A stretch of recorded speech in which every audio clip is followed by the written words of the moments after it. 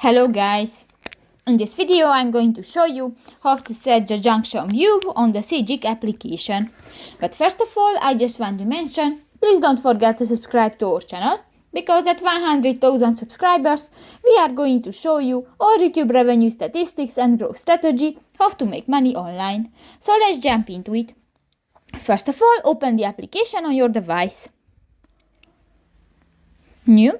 Click to the three lines at the upper right corner of the screen and go to the settings icon.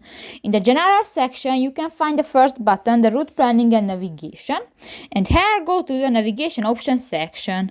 Here you can find the junction view, provides a full screen look ahead with a realistic 3D representation of highway intersection with highlighted lanes and exits. And if you want to enable, click to the next gray circle, and if it will be black, this function will be enabled, so you can use the junction view. So that's pretty much it for this video, guys. See you in the next one. Bye bye.